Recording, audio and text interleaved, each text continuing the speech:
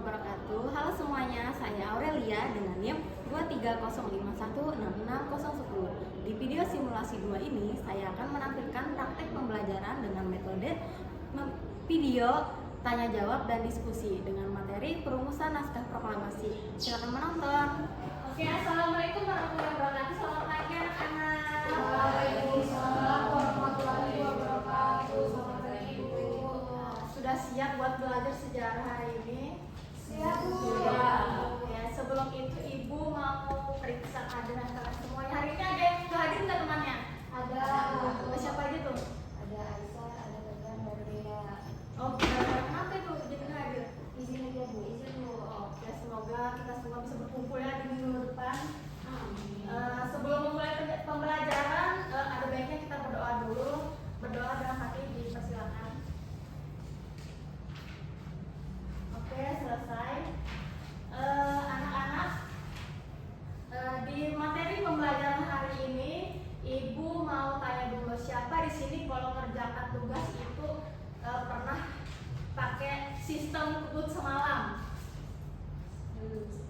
Kira-kira kalau ngerjakan dengan sistem kebut semalam itu hasilnya maksimal atau kurang maksimal tuh?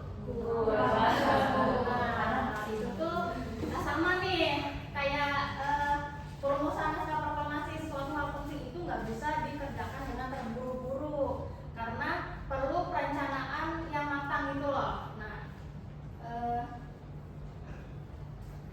adapun tujuan pembelajaran kita hari ini bisa dilihat di PPT nomor 1. Silakan Mona baca.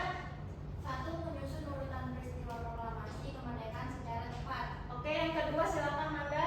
Menjelaskan hubungan antar peristiwa secara sederhana, sebab akibat atau keterkaitan. Oke, yang ketiga Tidak, silakan. Menyampaikan hasil diskusi kelompok secara singkat dan jelas. Oke, anak-anak, itulah tujuan pembelajaran kita hari ini. Nah, adapun langkah-langkah pembelajaran hari ini, nanti pertama Ibu akan menunjukkan video kepada kalian untuk kalian simak. Setelah itu ada diskusi kelompok. Nah, di diskusi ini nanti kalian akan menyelesaikan suatu tugas yang dimana nanti hasilnya akan dipresentasikan. Lalu yang terakhir menyimpulkan bersama. Nah, jadi di sini gua akan menampilkan video, mohon disimak, dicermati dan ditonton baik-baik ya, karena akan digunakan gitu loh di diskusi kelompok ini.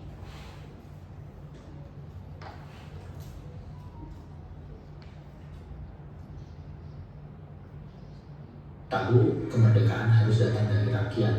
Ketika Jepang menyerah tanpa syarat kepada sekutu pada 15 Agustus, para pemuda langsung bergerak.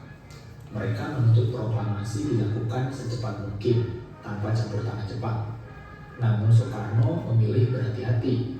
Ia ingin kemerdekaan Indonesia lahir secara sah dan solid, bukan tergesa dan rapuh. Karena itulah malam itu Soekarno dan Muhammad Hatta diculik ke Rengas Dengklok oleh para pemuda. Tujuannya agar mereka tidak lagi terpengaruh Jepang dan segera menyatakan kemerdekaan. Keesokan harinya setelah kembali ke Jakarta, Soekarno-Hatta dan Ahmad Subarjo menyusun naskah proklamasi. Di rumah Laksamana Maeda yang diam-diam mendukung kemerdekaan, lahirlah kalimat bersejarah itu. Ditulis tangan oleh Soekarno sendiri. Dan pada Jumat pagi 17 Agustus 1945 pukul 10 di halaman rumah Soekarno di Jalan Pegangsaan Timur 56. Dengan suara tenang namun penuh keyakinan, ia berkata, "Kami bangsa Indonesia dengan ini menyatakan kemerdekaan Indonesia." Dengan kata-kata itu, Soekarno menegaskan bahwa bangsa Indonesia berdiri sejajar dengan bangsa-bangsa merdeka di dunia.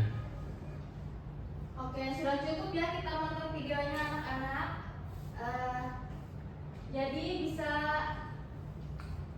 kita lihat tuh di video tadi itu semuanya udah dijelaskan bagaimana proses-proses dalam merumuskan naskah proklamasi kemerdekaan, mulai dari lokasi di mana naskah proklamasi itu dilakukan, yang dilaksanakan di rumahnya Laksamana Maeda. Nah, lalu perumusan naskah proklamasi tadi itu di video udah disebutkan tuh siapa aja, ada 3 tokoh yang terlibat langsung dalam perumusan itu.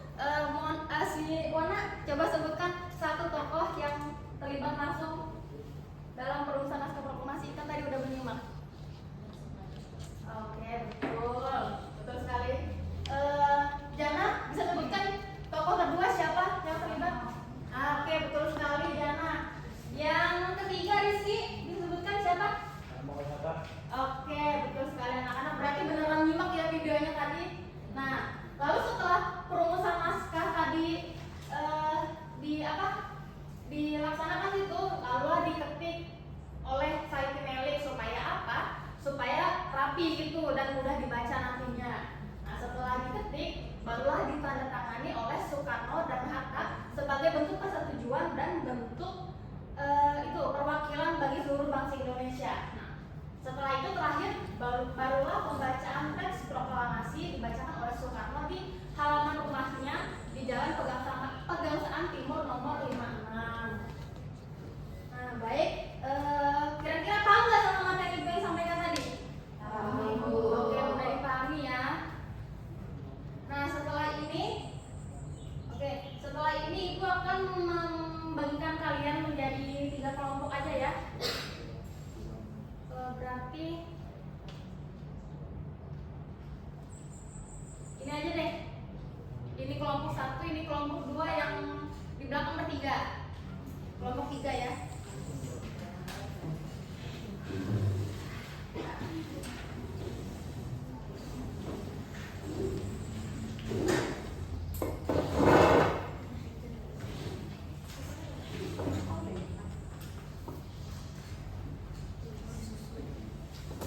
Nah, bisa dilihat di situ ya anak-anak.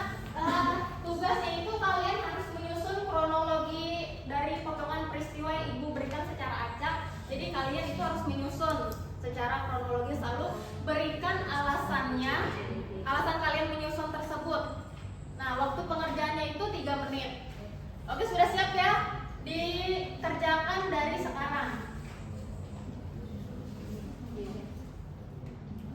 Terus dulu deh.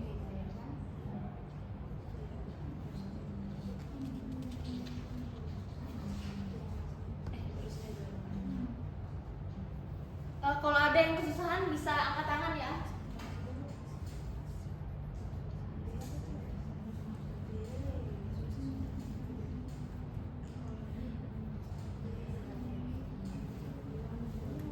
Aman ya? Aman. Ini kelompok 1 aman? Aman. Oke, bagus.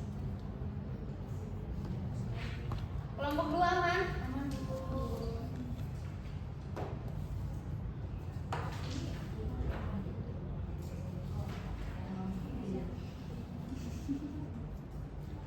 Oke, dibantu ya temannya. Nurpan dibantu ya temannya, jangan main HP terus. Ibu, ini nomor 2 jelaskan singkat maksudnya apa ya? Nurpan, jelaskan kalian menyusun ini. Nurpan, kenapa kalian memilih dimulai dari D? Oh, Yang menyusun karena grafisnya ini. Singkat saja alasannya. Ayo, ini gosipin apa nih di sini nih? Di situ lagi bantuan rantai kalimat. Oke. Dibantu ya temannya. Ada yang dibingungkan kan? Enggak, Bu. Apa tuh? Oh, nggak boleh nanya dong. Berarti nggak nyimak nih tadi nih.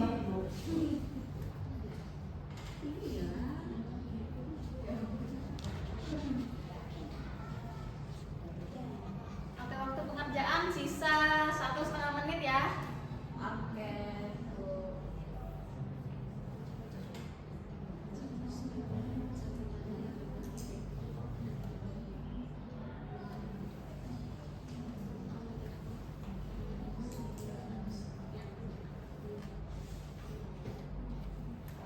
Kelompok 1 sudah? Sudah, Ibu. Oke, mantap sekali, cepat sekali ya. Udah diperiksa itu jawabannya? Sudah, Bu. Oke.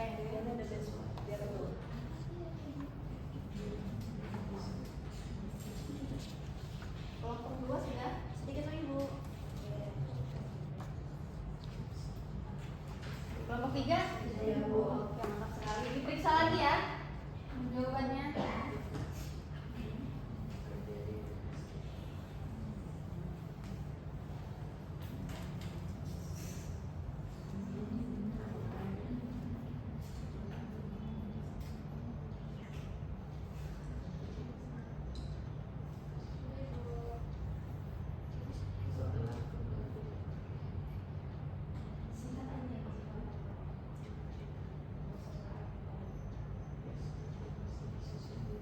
Oke, waktu pengerjaan sudah habis ya anak-anak. Sekarang kalian harus perhatikan ke depan sini anak-anak. Oke. Nah, karena waktu pengerjaan sudah habis, jadi kalian siapkan perwakilan kelompoknya untuk mempresentasikan hasil diskusi kalian. Karena terlalu boring ya dimulai dari kelompok 1, jadi ibu mulai dari kelompok 3.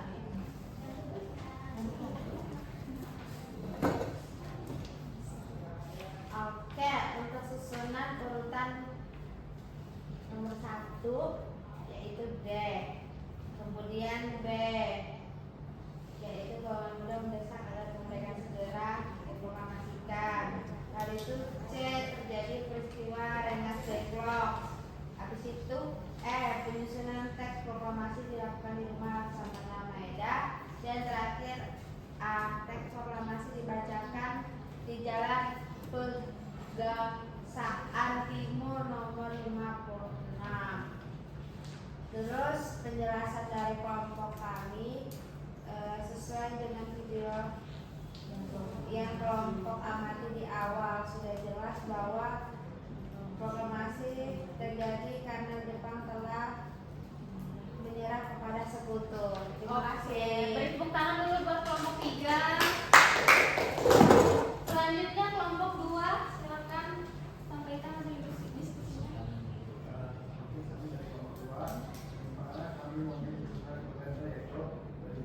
Sebentar sih anak-anak diperhatikan ya temannya yang sedang membacakan. Ya, Bu. Jangan ada yang main HP. Silakan lanjutkan Rizky.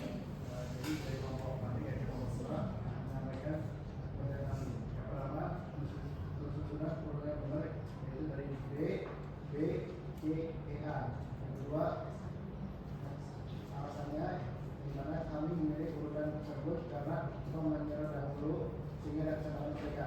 Setelah itu golongan muda maksa proklamasi. Lalu terjadi tegas kedua karena berbeda pendapat. Setelah sampai di Jakarta, teks proklamasi disusun di Rumah Maeda, kompleks Badan Kebangsaan jam 6.56. Oke, beri tepuk tangan untuk kelompok 2 ya semuanya. Yang terakhir sampaikan kelompok 1 hasil diskusinya. Oke, kami dari kelompok 1. Jadi susunan urutan menurut kelompok kami yang pertama D, Jepang menyerah kepada sekutu. Kemudian D, golongan muda mendesak agar kemerdekaan segera diproklamasikan. Kemudian C, terjadinya peristiwa Rengas Dengklok. Kemudian E, penyusunan teks proklamasi dilakukan di Rumah Laksamana Maeda. Dan terakhir A, teks proklamasi dibacakan di Jalan Pegangsaan Timur nomor 56.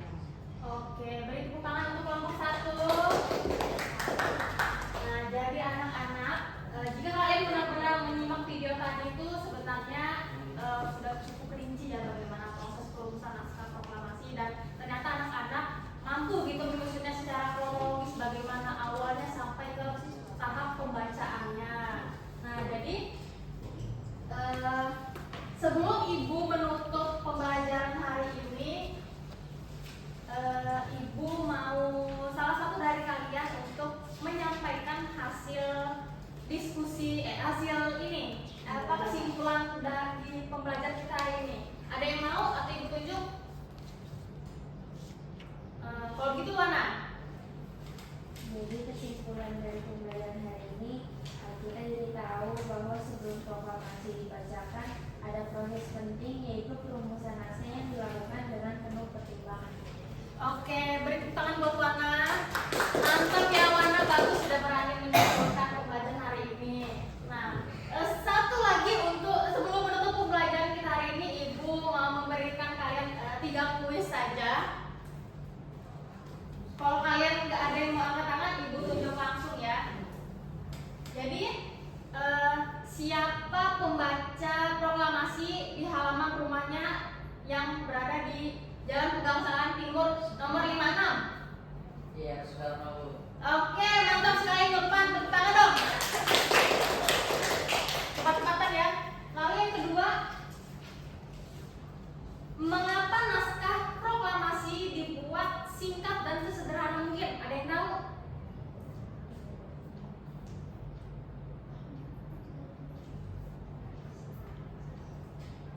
Mengapa dibuat sesederhana mungkin, dibuat singkat? Oke, Marsha. Silakan Marsha. Keterbatasan waktu, Bu. Oke, ada yang mau menambahkan? Dan ini Bu, karena ada desakan juga Bu dari golongan. Oke, benar sekali anak-anak.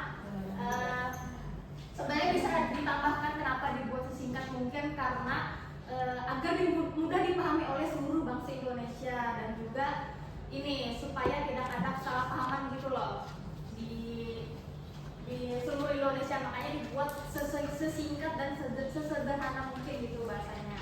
Nah, untuk pertanyaan terakhir, kalau nggak ada yang bisa, Ibu tunggu jawab, mau nggak mau jawab ya. Pertanyaan terakhir, mengapa perumusan naskah proklamasi dilakukan di rumahnya Laksamana Meda? Ada yang bisa jawab? Angkat tangan atau Ibu tunjuk.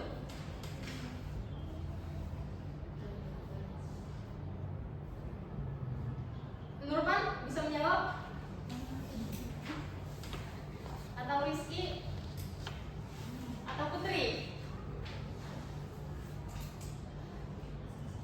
Mengapa dilaksanakan di rumah Laksamana Meda? Oke, Manda silakan. Kenapa dilaksanakan di rumah Laksamana Meda, sedangkan Laksamana Meda ini setahu saya seorang dari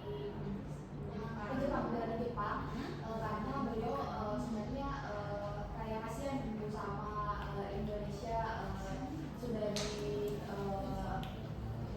dijajah terus nggak dapat kepastian merdeka, sehingga beliau mau tempat tinggalnya ini dijadikan sebagai perumusan naskah proklamasi, Bu. Oke, benar sekali ya jawaban Manda, mantap. Beri tepuk tangan buat Manda. Jadi kita bahas sedikit ya, kenapa dilaksanakan di rumahnya Laksamana Meda, karena tempat beliau lah yang dianggap paling aman pada saat itu dari penjajahan Jepang. Jadi itu saja pembelajaran kita